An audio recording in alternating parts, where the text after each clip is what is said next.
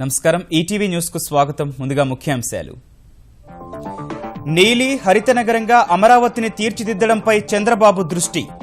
32 కిలోమీటర్లు నదీముఖ తీరం అభివృద్ధి, నమూనాలిచ్చిన కన్సల్టెంట్ సంస్థ. సమర్థ పాలనకు రియల్ టైం గవర్నెన్స్ వినియోగం. ఈ ప్రగతి కింద చేపట్టిన ప్రాజెక్టుల పూర్తికి చంద్రబాబు ఆదేశం. ఇకపై ప్రతి బుధవారం సమీక్ష. నూతన జిల్లాలపై కొలిక్కి వచ్చిన తుది కసరత్తులు. దసరా నుంచే పాలన సాగేలా సిబ్బంది ఎంపిక. సిద్ధమవుతున్న 3000కు పైగా ఆర్డర్ టు సర్వ్ ఉత్తర్వులు. మంత్రిమండలిలో కొత్త విధానానికి కేసీఆర్ శ్రీకారం. మంత్రులకు ఎజెండాలో అంశాలు చెప్పే బాధ్యత. శాఖలపై పట్టు పెరుగుతుందన్న సీఎం. 2017 మే కల్లా దేశంలో ప్రతి గ్రామానికి విద్యుత్. ఏడాది ముందే లక్ష్యం చేరుకుంటామన్న గోయల్. రాష్ట్రాలకు సూక్ష్మ రుణాలు అందిస్తామని ప్రకటన.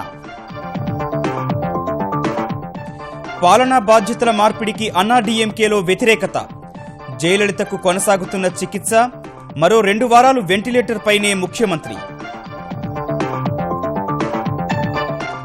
మహిళలపై వివాదాస్పద వ్యాఖ్యలతో ట్రంప్కు చిక్కులు. తీవ్రంగా తప్పుపట్టిన భార్య. సొంత పార్టీలోనూ డొనాల్డ్పై పెరుగుతున్న వ్యతిరేకత.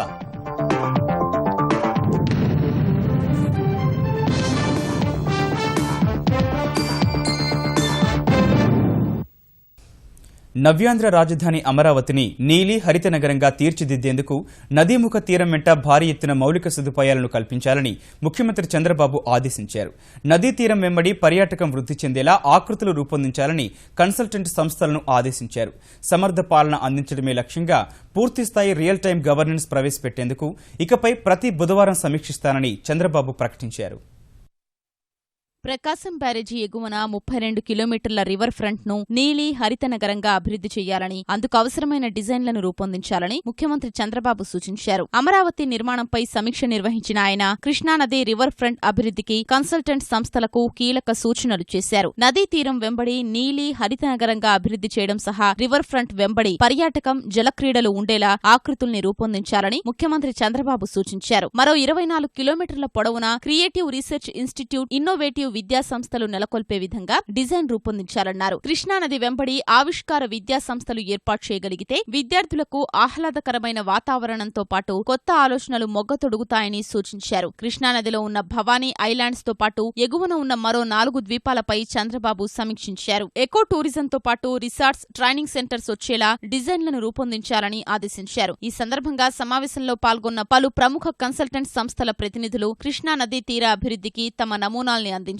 మరోవైపు సమర్థవంతమైన పాలన అందించేందుకు త్వరలో రియల్ టైం గవర్నెన్స్ ఆర్జీటీని సంపూర్ణంగా అమల్లోకి తీసుకురావాలని ముఖ్యమంత్రి చంద్రబాబు ఆదేశించారు. ఆర్టీజీ కమిటీ సభ్యులు, ప్రభుత్వ ఐటీ సలహాదారుతో సమావేశమైన ఆయన పాలనలో పూర్తిస్థాయి రియల్ టైం గవర్నెన్స్ ప్రవేశపెట్టేందుకు ప్రతి బుధవారం సమీక్షిస్తానని చెప్పారు. ముందుగా ఈ ప్రగతి కిందకు అన్ని శాఖల్ని, విభాగాల్ని తీసుకురావాలని స్పష్టం చేశారు. ఈ ప్రగతి కింద చేపట్టిన 72 ప్రాజెక్టుల్ని త్వరగా పూర్తి చేయాలని ముఖ్యమంత్రి సూచించారు. ఇందుకు సహాయకారిగా త్వరలో అడ్వైజరీ కౌన్సిల్ ఏర్పాటు చేస్తామన్నారు. ఈ గవర్నెన్స్ లో అగ్రస్థానంలో ఉన్న కెనడా, దక్షిణ కొరియా, సింగపూర్ స్థాయిని ఆంధ్రప్రదేశ్ చేరుకోవాలని, ఆ దిశగా కార్యాచరణ ప్రణాళికను రూపొందించి అమలు చేయాలని ముఖ్యమంత్రి సూచించారు. అటు జనవరి 3 నుంచి 7 వరకు తిరుపతి శ్రీ వెంకటేశ్వర విశ్వవిద్యాలయంలో జరగనున్న ఇండియన్ సైన్స్ కాంగ్రెస్ ఏర్పాట్లపై చంద్రబాబు సమీక్షించారు. ఇండియన్ సైన్స్ కాంగ్రెస్ సదస్సును విజయవంతంగా నిర్వహించేందుకు వీలుగా విశ్వవిద్యాలయ ఆవరణలోనూ, ఆవరణ వెలుపల అవసరమైన మౌలిక సదుపాయాలు కల్పించాలని సూచించారు. ఆట మైదానం అభివృద్ధి, వీధి లైట్లు, రహదారులు మెరుగుపర్చాలని, పెద్ద ఎత్తున మొక్కలు నాటడంతో పాటు రోడ్ల కిరువైపులా సుందరీకరణ పనుల్ని చేపట్టాలని ఆదేశించారు. మౌలిక సదుపాయాల అభివృద్ధికి అవసరమైతే 5 నుంచి 10 కోట్లు విడుదల చేయాల్సిందిగా చిత్తూరు జిల్లా కలెక్టర్ సిద్ధార్థ జైన్ను చంద్రబాబు ఆదేశించారు. ఆంధ్రప్రదేశ్లో సౌర, పవన విద్యుత్పత్తి చేసేందుకు చైనాకు చెందిన సాని గ్రూపు ఆసక్తి కనబరుస్తోంది. విజయవాడలో ముఖ్యమంత్రి చంద్రబాబుతో సమావేశమైన సాని గ్రూపు ప్రతినిధులు మౌలిక వసతులు కల్పించాలని కోరారు. అవసరమైన ప్రతిపాదనలతో వస్తే పూర్తిగా సహకరిస్తామని చంద్రబాబు వారికి సూచించారు. నవ్యాంధ్రలో పూర్తిస్థాయి సాంకేతికతను ఉపయోగించుకుంటున్నామని, పవన, సౌర విద్యుత్పత్తికి తగిన చర్యలు తీసుకుంటామని సంస్థ ప్రతినిధులకు వివరించారు. రైటర్ కంపెనీ ప్రతినిధులతోనూ సమావేశమైన ఆయన పట్టణ ప్రాంత మౌలిక సదుపాయాలపై చర్చించారు. దిగుబడి పెరిగి ధరలు పడిపోయిన వేళ ఉల్లి రైతులు నష్టపోకుండా కనీస మద్దతు ధరను 450 రూపాయల నుంచి 600 రూపాయలకు పెంచుతున్నట్లు ఆంధ్రప్రదేశ్ ప్రభుత్వం ప్రకటించింది. ఉల్లి రైతుల సమస్యలపై వ్యవసాయ శాఖ మంత్రి ప్రత్తిపాటి పుల్లారావుతో కలిసి సమీక్షించిన ఉప ముఖ్యమంత్రి కెఈ కృష్ణమూర్తి రైతుల నుంచి ప్రభుత్వమే ఉల్లి కొనుగోలు చేస్తుందన్నారు. ఆంధ్రప్రదేశ్ వ్యాప్తంగా 28,000 హెక్టార్లలో ఉల్లి వేసినట్లు తెలిపిన ఆయన పంట నమ్మేందుకు దళారులను నమ్మి మోసపోవద్దని రైతులకు సూచించారు. గత సంవత్సరం కన్నా ఉల్లి దిగుబడి ఈ సంవత్సరం ఎక్కువ వచ్చింది. దీనివల్ల రైతులకు గిట్టుబాటు ధర ప్రైసెస్ పడిపోవడం జరిగింది. దీన్ని దృష్టిలో పెట్టుకుని ప్రభుత్వం 450 నుంచి 600 వరకు కనీస మద్దతు ధర నిర్ణయించడం జరిగింది. కనీస మద్దతు ధరతో ఉల్లి కొనుగోలు చేయాలని ఇప్పటికే స్పష్టమైన ఆదేశాలు జారీ చేశాం. మార్కెట్ యార్డ్కు తీసుకొచ్చిన ఉల్లిని ప్రభుత్వం కొనుగోలు చేస్తుంది. రైతులు ఎవరు నిరుత్సాహపడిన అవసరం లేదు. దళారుల మాట మాత్రం నమ్మవద్దని మనవి చేస్తా ఉన్నాం. ముహూర్తం సమీపించిన వేళ కొత్త జిల్లాల కసరత్తును కేసీఆర్ సర్కారు దాదాపు పూర్తి చేసింది. దసరా నుంచి కొత్త జిల్లాల్లో పాలన సాగించేందుకు అధికార యంత్రాంగాన్ని సిద్ధం చేసింది. రేపు ప్రత్యేక అధికారులను నియమించే అవకాశం ఉంది. మంగళవారం తుది నోటిఫికేషన్ విడుదల చేసిన అనంతరం కలెక్టర్లు, ఎస్పీలు, ఇతర అధికారుల నియామక ఉత్తర్వులు జారీ అవుతాయి. కొత్త పోస్టింగ్లకు సంబంధించి ముందుగానే మౌఖిక ఆదేశాలు జారీ చేస్తారు. దసరా పర్వదినం నుంచి కొత్త జిల్లాలు, డివిజన్లను ప్రారంభించేందుకు తెలంగాణ సర్కార్ తుది కసరత్తు చేస్తోంది. మొదటి రోజు నుంచి అన్ని శాఖల కార్యాలయాలు పనిచేసేలా కార్యాలయాలు, అధికారులు, ఉద్యోగులు, సిబ్బంది నియామకంపై దృష్టి పెట్టింది. కొత్త జిల్లాల్లో ఇప్పటికే కార్యాలయాలన్నీ సిద్ధమయ్యాయి. కొత్త జిల్లాలకు ప్రత్యేకాధికారులుగా ఐఏఎస్, ఐపీఎస్, ఐఎఫ్ఎస్ అధికారుల్ని నియమించనున్నారు. ఈ మేరకు రేపు ఉత్తర్వులు వెలువడే అవకాశం ఉంది. తరువాత వారే కలెక్టర్లు, ఎస్పీలు, అటవీ శాఖాధికారులుగా బాధ్యతలు స్వీకరిస్తారు. కొత్త జిల్లాలు, డివిజన్లు, మండలాలకు సంబంధించి అధికారులు, ఉద్యోగులు, సిబ్బందికి ముందుగానే మౌఖిక ఆదేశాలిస్తారు. జిల్లాలు ఏర్పాటయ్యాక ఉద్యోగులు, సిబ్బందికి ఆర్డర్ టు సర్వ్ ఉత్తర్వులు జారీ చేస్తారు. పునర్వ్యవస్థీకరణ తుది నోటిఫికేషన్ వెలువడ్డాకే అధికారులు, ఉద్యోగులకు పోస్టింగ్ ఇవ్వనున్నారు. జిల్లాలు, డివిజన్లు, మండలాల ఏర్పాటుకు దసరా రోజే తుది నోటిఫికేషన్ జారీ చేస్తారు. గతంలో ప్రకటించిన ముసాయిదా, చట్ట సవరణ చేస్తూ తీసుకొచ్చిన ఆర్డినెన్స్ కు అనుగుణంగా రెవెన్యూ శాఖ ఫారం సంఖ్య 2ను జారీ చేస్తుంది. అందుకనుగుణంగా గెజిట్ నోటిఫికేషన్ విడుదలవుతుంది. వెంటనే తెలంగాణలో కొత్త జిల్లాలు, రెవెన్యూ డివిజన్లు, మండలాలు మనుగడలోకొస్తాయి. మొత్తం 31 జిల్లాలు, 65 లేదా 66 డివిజన్లు, 578 మండలాలతో పరిపాలనా విభాగాల పునర్వ్యవస్థీకరణ జరగనుంది. గెజిట్ నోటిఫికేషన్, పునర్వ్యవస్థీకరణ ఉత్తర్వులు విడుదలయ్యాక కొత్త జిల్లాలకు కలెక్టర్లు, ఎస్పీలు, అటవీ శాఖాధికారుల్ని నియమిస్తూ ప్రభుత్వం ఉత్తర్వులు జారీ చేస్తుంది. ఆ తర్వాతే జిల్లాల ప్రారంభ వేడుకలు ప్రారంభమై కలెక్టర్లు బాధ్యతలు స్వీకరిస్తారు. కలెక్టర్లు, ఎస్పీల ఉత్తర్వులతో పాటే 3,000కు పైగా ఆర్డర్ టు సర్వ్ ఉత్తర్వులు విడుదలవుతాయి. కొత్త జిల్లాల్లో ఉద్యోగులు, సిబ్బందిని నియమిస్తూ కలెక్టర్లు, ఎస్పీలు ఆదేశాలు జారీ చేస్తారు. ఆయా శాఖలు కూడా ఉద్యోగుల కేటాయింపు ఉత్తర్వులు జారీ చేస్తాయి. జిల్లాలు, డివిజన్లు, మండలాల కూర్పు కసరత్తు దాదాపుగా పూర్తయింది. స్థానికంగా ఉన్న పరిస్థితులకు అనుగుణంగా కలెక్టర్లతో సమన్వయం చేసుకుని అవసరమైన మార్పులు, చేర్పులు చేయాలని మంత్రులకు ముఖ్యమంత్రి కేసీఆర్ సూచించారు. ఆ ప్రక్రియ పూర్తయినట్లు సమాచారం. జిల్లాలపై అన్ని వివరాలు క్రోడీకరించి తుది నోటిఫికేషన్ జారీ చేసేందుకు రెవెన్యూ శాఖ రంగం సిద్ధం చేస్తోంది. తెలంగాణ మంత్రి మండలిలో కొత్త సంప్రదాయానికి ముఖ్యమంత్రి చంద్రశేఖరరావు శ్రీకారం చుట్టారు. మంత్రివర్గ సమావేశంలో ఎజెండా అంశాలను వివరించే బాధ్యతలను కార్యదర్శులు కాకుండా మంత్రులే తీసుకోవాలని ఆదేశించారు. శాఖలపై మంత్రులు పట్టు సాధించేందుకే ఆయన ఈ నిర్ణయం తీసుకున్నట్లు తెలిసింది. సమావేశాల్లో ఎజెండాపై కార్యదర్శులు చెప్పే విషయాలు తమకు తెలియదన్నట్లు మంత్రులు వ్యవహరిస్తున్నారని తెలిసింది. తాజా మంత్రిమండలి సమావేశంలోనూ అధికారులు చెప్పిన దానికి మంత్రులు చెప్పిన అంశాలకు పొంతన లేకపోవడంపై ముఖ్యమంత్రి కేసీఆర్ తీవ్రంగా స్పందించారు. మంత్రులకు తమ శాఖలో ఏం జరుగుతుందో తెలియకపోవడం చాలా సమస్యలకు దారితీస్తుందని వ్యాఖ్యానించినట్లు తెలిసింది. ఇకపై మంత్రివర్గ ఎజెండా అంశాలను మంత్రులే స్వయంగా వివరించి సందేహాలు, ప్రశ్నలకు సమాధానాలు ఇవ్వాలని కేసీఆర్ ఆదేశించారు. శాఖపరమైన ప్రతి అంశాన్ని మంత్రులు తెలుసుకుంటే చాలా అనర్థాలు నివారించవచ్చని ఆయన అభిప్రాయపడినట్లు తెలిసింది. అన్నీ ముఖ్యమంత్రే చూసుకుంటారనే భావనతో ఇప్పటివరకు మంత్రివర్గ సమావేశాలపై నిర్లిప్తంగా ఉన్న కొందరు మంత్రులు సీఎం తాజా ఆదేశాలతో అప్రమత్తమయ్యారు. 2017 మే కల్లా దేశంలో ప్రతి గ్రామానికి కరెంటు సౌకర్యం కల్పిస్తామని కేంద్ర విద్యుత్ శాఖ మంత్రి పీయూష్ గోయల్ తెలిపారు. ఇందుకోసం నిర్దేశించుకున్న 1000 రోజుల లక్ష్యాన్ని ఏడాది ముందుగానే పూర్తి చేస్తామని వడోదరలో వెల్లడించారు. వర్షాల వల్ల విద్యుదీకరణ పనులు గత కొన్ని నెలలుగా మందగించినా ఇటీవల రాష్ట్రాలతో తాను చర్చించిన తర్వాత లక్ష్యాన్ని ముందే చేరుకుంటామనే భరోసా పెరిగిందని పీయూష్ గోయల్ అన్నారు. ప్రతి ఇంటికి విద్యుత్ సౌకర్యం కల్పించే కార్యక్రమాన్ని 100% పూర్తి చేయడానికి రాష్ట్రాలకు సూక్ష్మ రుణాలను అందజేయాలని నిర్ణయించినట్లు వెల్లడించారు. చిన్న తరహా జల విద్యుత్ ప్రాజెక్టుల నిర్మాణం సాధ్యాసాధ్యాలను పరిశీలించాలని అధికారులను ఆదేశించినట్లు పీయూష్ గోయల్ తెలిపారు. తమిళనాడు ముఖ్యమంత్రి జయలలిత ఆరోగ్య పరిస్థితి యథాతథంగానే ఉన్నట్లు అపోలో ఆసుపత్రి ప్రకటించింది. జయలలిత గొంతు వద్ద ట్రాకియోక్టమీ ఆపరేషన్ ద్వారా గొట్టాన్ని అమర్చి ఆహారాన్ని అందిస్తున్నారు. లండన్ వైద్య నిపుణులు రిచర్డ్ బెలే సూచనల మేరకు శక్తివంతమైన యాంటీబయాటిక్స్, ఇతర మందులను అందిస్తున్నారు. నిరంతరం జయ ఆరోగ్య పరిస్థితిని సమీక్షిస్తోన్న వైద్యులు అవసరానికి అనుగుణంగా కృత్రిమ శ్వాసను అందిస్తున్నారు. గత 2 రోజులుగా కృత్రిమ శ్వాసను కొనసాగించిన వైద్యులు మరో 2 వారాల పాటు వెంటిలేటర్ను కొనసాగించాలని నిర్ణయించారు. ఫిజియోథెరపీని ఇస్తున్నట్లు ప్రకటించారు. అయితే ఆమె ఇప్పటికీ పూర్తి స్పృహలోకి రాలేదని తెలుస్తోంది. మరోవైపు తాత్కాలిక ముఖ్యమంత్రి నియామకంపై సందిగ్ధత నెలకొంది. ప్రస్తుతానికి ముఖ్యమంత్రి బాధ్యతలు ఇతరులకు అప్పగించాల్సిన అవసరం లేదని ఏఐఏడీఎంకే నాయకులు అభిప్రాయపడినట్లు సమాచారం. తమిళనాడు నీటి ఎద్దడిని తీర్చేందుకు త్వరలో 2 లేదా 3 టీఎంసీల నీరును విడుదల చేస్తామని ముఖ్యమంత్రి చంద్రబాబు తెలిపారు. తమిళనాడులో నీటి ఎద్దడిపై ఆ రాష్ట్ర ప్రభుత్వ ప్రధాన కార్యదర్శి రామ్మోహన్ రావు ఫోన్ చేసినట్లు విజయవాడలో జరిగిన సిఐఏ సదరన్ రీజియన్ కౌన్సిల్ 4వ సమావేశంలో చంద్రబాబు వెల్లడించారు. 3 టీఎంసీల నీటిని తమిళనాడుకు ఇవ్వాలని ఆయన కోరినట్లు సీఎం తెలిపారు. అక్కడి పరిస్థితులను దృష్టిలో పెట్టుకుని 2 లేదా 3 టీఎంసీల నీరును విడుదల చేయనున్నట్లు ముఖ్యమంత్రి వివరించారు. చంద్రబాబు నిర్ణయంపై తమిళనాడుకు చెందిన సిఐఏ ప్రతినిధులు హర్షం వ్యక్తం చేశారు. ఈ సందర్భంగా పలువురు ప్రతినిధులు నవ్యాంధ్రలో జల విధానం, వాటర్ టారిఫ్ పాలసీలపై తమ సందేహాలను ప్రభుత్వం దృష్టికి తీసుకొచ్చారు. ప్రభుత్వం నిర్వహిస్తోన్న పల్స్ సర్వేపై ప్రతిపక్షాలు దుష్ప్రచారం చేస్తున్నాయని ఆంధ్రప్రదేశ్ వ్యవసాయ శాఖ మంత్రి ప్రత్తిపాటి పుల్లారావు విమర్శించారు. రాష్ట్రంలోని ప్రతి ఒక్కరి స్థితిగతులను తెలుసుకునేందుకే సర్వే నిర్వహిస్తున్నట్లు తెలిపిన ఆయన ప్రతి ఒక్కరూ ఈ కార్యక్రమాన్ని స్వాగతించాలని సూచించారు. మున్సిపల్ ఎన్నికల నిర్వహణకు కట్టుబడి ఉన్నామన్న ప్రత్తిపాటి ఓటర్ల నమోదు ప్రక్రియ వల్లే ఆగినట్లు తెలిపారు. మున్సిపల్ ఎన్నికలకు మోస్ట్లీ వెళ్తున్నాం, ఎందుకంటే ఇప్పుడు ఓటర్లు కరెక్ట్ చేస్తా ఉన్నారు, సర్వే కూడా తయారవుతా ఉంది. Mostly December ending or January అనేటువంటిది, ఎందుకంటే ఓటర్ల నమోదు డివిజన్స్ అండ్ వార్డ్స్ బైఫర్కేషన్ ఉంటుంది, డీలిమిటేషన్. అభివృద్ధిలో 2 తెలుగు రాష్ట్రాలు కలిసి నడవాలని తెలంగాణ ఐటీ శాఖ మంత్రి కేటీఆర్ ఆకాంక్షించారు.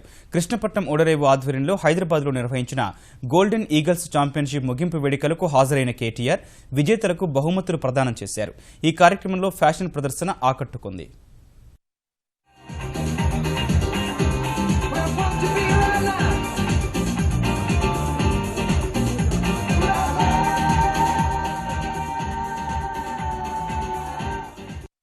Andhra has a huge coastline and Krishnapatnam is in Andhra Pradesh. Unfortunately, we don't have a coastline. So we are doing 2 dry ports. Andhra and Telangana both grow together, and the entire huge coastline that we have in Andhra definitely should be encouraged and also possibly get a port ourselves.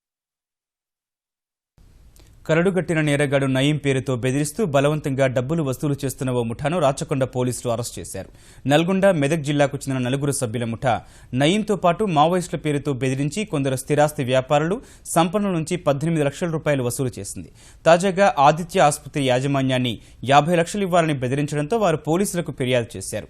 ఈ ముఠాపై PD చట్టం కింద case నమోదు చేసినట్లు తెలిపిన Rachakonda police commissioner Mahesh Bhagwat ఇలాంటి బెదిరింపులకు పాల్పడే వారిపై ధైర్యంగా పోలీసులకు ఫిర్యాదు చేయాలని సూచించారు. వాళ్ళ మీద పక్క పీడీ యాక్ట్ బుక్ చేస్తున్నారు. ఇంకా కొన్ని కేసెస్ ఆల్రెడీ మనం రెడీ ఉన్నాయి మన దగ్గర. ఎవరైనా ఇట్లా నయం పేరు కానీ నక్సలైట్ పేరు కానీ ఫోన్ కాల్ లో బెదిరించి భయపెడుతున్నారు. భయపడద్దు. పోలీస్ నెట్వర్క్ ఇప్పుడు స్ట్రాంగ్ గా ఉంది. డయల్ 100 ఉన్నాయి. అదర్వైజ్ మా వాట్సాప్ నంబర్ ఉంది. అదర్వైజ్ మీకు తెలిసిన ఎవరు పోలీస్ వాళ్ళు, వాళ్ళ ద్వారా మీరు you can inform to the concern police. కేంద్ర ప్రభుత్వం నియమించిన కమిటీ సిఫార్సుల మేరకు కమిషన్ పెంచడం సహా తమ సమస్యలు పరిష్కరించాలంటూ ఆంధ్రప్రదేశ్లోని పెట్రోలియం డీలర్లు దశలవారీ ఆందోళనకు సిద్దమయ్యారు. గుంటూరులో జరిగిన రాష్ట్ర పెట్రో డీలర్ల సమాఖ్య సమావేశంలో పలు నిరసన కార్యక్రమాలకు తీర్మానాలు చేశారు. 2 ఏళ్ల నుంచి తమ కమిషన్లు పెంచాలని డిమాండ్ చేస్తున్నా ఫలితం కనిపించడం లేదన్న పెట్రో డీలర్ల సమాఖ్య ఏపీ అధ్యక్షుడు గోపాలకృష్ణ మనుగడ సాగించలేక బంకులు మూసేయాల్సిన పరిస్థితి ఏర్పడిందని తెలిపారు. ఈ నెల 19, 26 తేదీల్లో రాత్రి 7 గంటల నుంచి పావు గంట సేపు పెట్రో అమ్మకాలు నిలిపివేస్తామన్న ఆయన అప్పటికీ ప్రభుత్వం, చమురు సంస్థలు స్పందించకుంటే ఆందోళన ఉధృతం చేస్తామని వెల్లడించారు.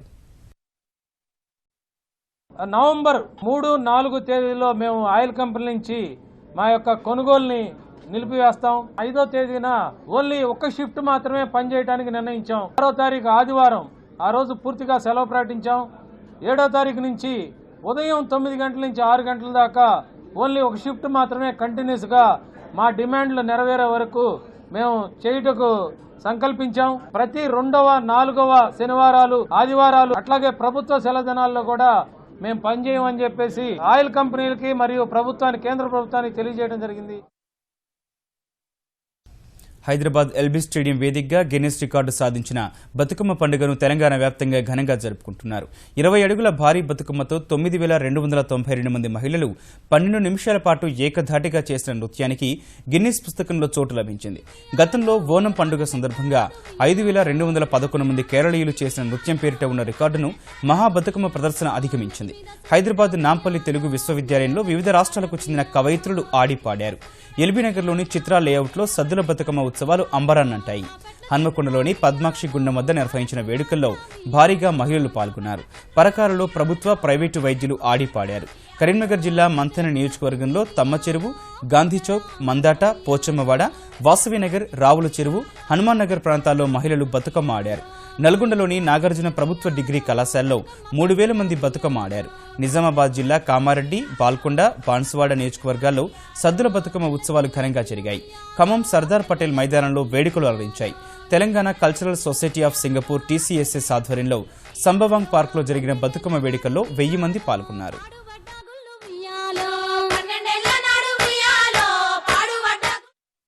అమెరికాలోని ఫ్లోరిడా, జార్జియా, నార్త్ కరోలినా రాష్ట్రాల్లో పెను బీభత్సం సృష్టించిన హరికేన్ మాథ్యూస్ ధాటికి 10 మంది మృత్యువాత పడ్డారు. అమెరికా దక్షిణ కోస్తాను నాశనం చేసిన హరికేన్ ప్రస్తుతం బాగా బలహీనపడి తూర్పు తీరం వైపు పయనిస్తోంది. దక్షిణ కోస్తాలో ఎక్కువగా వరదలకు వీధులన్నీ నీట మునిగాయి. చెట్లు కూలగా దాదాపు 5 లక్షల మంది ప్రజలు విద్యుత్ లేక అంధకారంలోనే ఉన్నారు. ఫ్లోరిడాలోని కొన్ని చోట్ల విద్యుత్ పునరుద్దరించగలిగారు. తుపాను వేయడంతో చాలా మంది ప్రజలు తమ ఇళ్లను శుభ్రం చేసుకునే పనిలో నిమగ్నమయ్యారు. కొన్ని ప్రాంతాల్లో భారీ స్థాయిలో వర్షాలు కురిసి వరదలు వచ్చే అవకాశం ఉందని అమెరికా వాతావరణ శాఖ తెలిపింది. హైతీ, బహమాస్లలో వచ్చినంత తీవ్రంగా హరికేన్ వస్తుందని అమెరికన్లు భావించినప్పటికీ తీవ్రత తగ్గింది. అటు హైతీలో సహాయక చర్యలు ముమ్మరమయ్యాయి. క్షతగాత్రులకు ఆసుపత్రిలో చికిత్స అందిస్తున్నారు.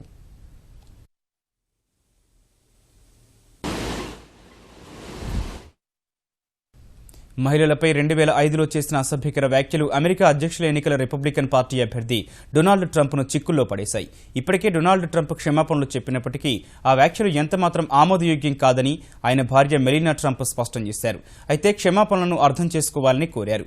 సొంత పార్టీ నేతలే ట్రంప్ వ్యాఖ్యలపై మండిపడ్డారు. ట్రంప్ ప్రచార పర్వ నుంచి తప్పుకొని ఉపాధ్యక్ష అభ్యర్థి మైక్ పెన్స్కు బాధ్యతలు అప్పగించాలని డిమాండ్ చేశారు. ఉటా, ఇదహో రాష్ట్ర సెనేటర్లు ట్రంప్ ప్రచారం ఆపివేయాలని సూచించగా 2008 ఎన్నికల్లో రిపబ్లికన్ తరపున అధ్యక్ష ఎన్నికలకు పోటీ చేసిన సెనేటర్ మెక్కెయిన్ ఆయన అభ్యర్థిత్వంపై పార్టీలో జరిగే ఓటింగ్లో మద్దతివ్వబోనని తెలిపారు. ట్రంప్ వ్యాఖ్యలను ఖండించిన ఉపాధ్యక్ష అభ్యర్థి మైక్ పెన్స్ వాటిని తాను ఎంతమాత్రం సమర్థించబోనని స్పష్టం చేశారు. రియో ఒలింపిక్స్లో రజతంతో సత్తా చాటిన బ్యాడ్మింటన్ క్రీడాకారిణి PV సింధు రాష్ట్రీయ ఇస్పాత్ నిగమ్ లిమిటెడ్కు ప్రచారకర్తగా వ్యవహరించనున్నారు. ఈ మేరకు హైదరాబాద్లో జరిగిన ఒక కార్యక్రమంలో RINL అధికారికంగా ప్రకటన చేసింది. విశాఖ ఉక్కు సంస్థ లోగో ఉన్న టీషర్టు, చెక్ని సంస్థ తరపున CMD మధుసూదన్ సింధుకి అందజేశారు. విశాఖ ఉక్కు సంస్థ ప్రచారకర్తగా తనను ఎంచుకోవడం గర్వంగా అనిపిస్తోందని సింధు వ్యాఖ్యానించింది.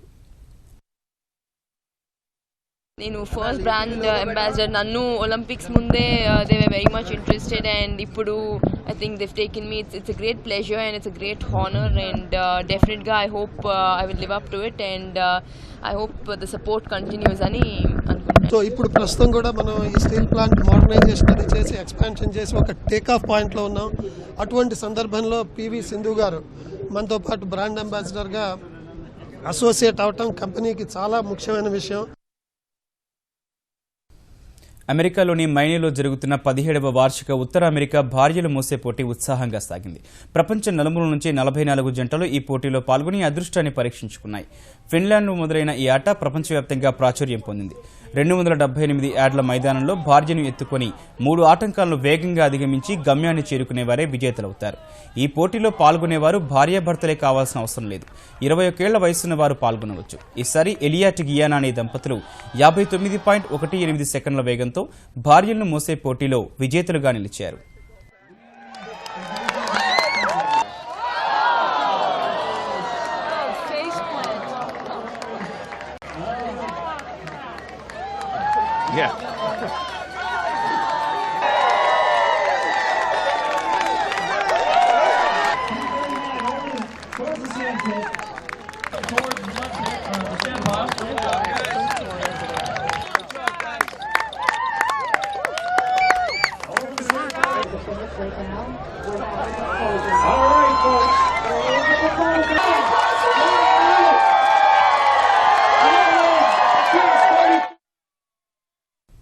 ఈటీవీ న్యూస్ సమాప్తం. నమస్కారం.